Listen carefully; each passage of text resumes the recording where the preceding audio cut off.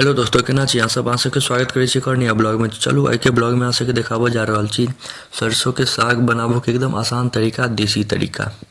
तो हटिया से खरीद के अनलिए 50 रुपया के 1 किलो, मतलब 25 रुपया के आधा किलो है। 25 रुपया के आधा किलो दिल्की अखन सरसों के साग। बहुत महंगा है अखन, कियाकि अखन खेत सब में बाउगे भेलै और सरसों पैघ भेबे नहीं केलै, तें अखन महंगा है। तखन खरीदे के अनलिए, ओना तऽ अपन खेते से उखाड़ि कऽ लऽ अबै छी, तखन नहीं छलै तें खरीद के अनलिए। तो देखियो काट के बढ़िया से पतला पतला राख लेब। ओहिके बाद प्रेशर कुकर में एते पानि धऽ लेब।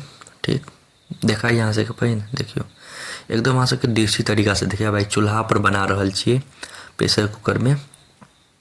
सोचलू एकदम देसी तरीका से अहाँ सबके देखायल जाए जे सरसों के साग केना बनै छै, और एकदम आसान तरीका, 3 से 4 मिनट में बन जायत। तो देखियो पानि के एहि पर धऽ देलिए, चूल्हा पर चढ़ा देलिए प्रेशर कुकर के। ठीक, ओहिके बाद एकरा सरसों के पत्ता के एकदम बढ़िया से पतला पतला पहले काटि लेब। ओहिके बाद बढ़िया से धो लेब।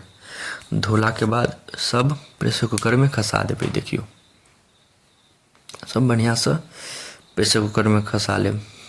आई सोचलू चूल्हे पर बना के अहाँ सबके देखा दी, एकदम देसी तरीका। गाँव में लोग सरसों के साग खाई छे और चूल्हा पर बना दी। तो देखियो अब इनमें 1 चम्मच नमक डाल देवे। 1 चम्मच से ज़्यादा नहीं देवे, 1 चम्मच देवे, कियाकि आधा किलो छे, गल के बहुत कम भ जात। ज़्यादा देवे तो नुनगर भ जात। ई जखन देखियो अब सबके मिला ले बढ़िया से, गल जाए छे तो कम भ जाए छे। इनमें नूने पड़े छे, बस 1 चम्मच नून और किछ नहीं। मतलब हल्दी, मिर्ची पाउडर, लाल मिर्ची पाउडर या धनिया पाउडर सब किछ नहीं पड़े छे। 1 चम्मच नून। बहुत हेल्दी छे, शरीर के लिए बहुत फायदेमंद छे, बहुत मस्त छे।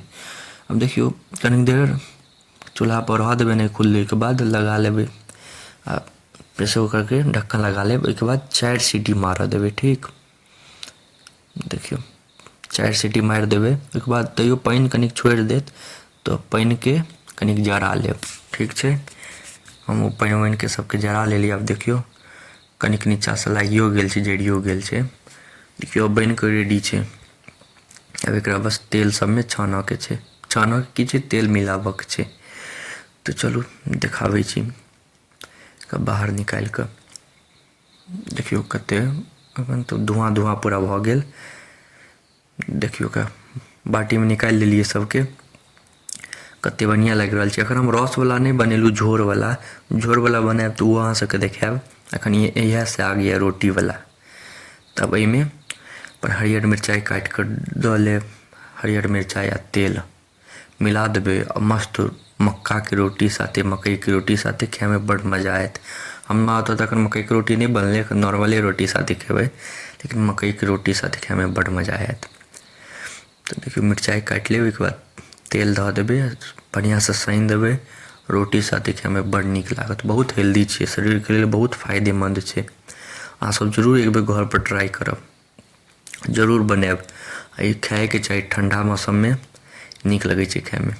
अखने के मौसम में तो अबै छे सरसों के साग। तो अहाँ सबके केहन लागल जरूर बताएब, और घर पर अहाँ सब जरूर एक बेर ट्राई करब।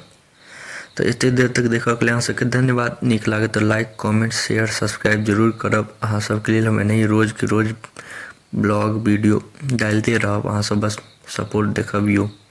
तो मिले छी अगला ब्लॉग में। धन्यवाद।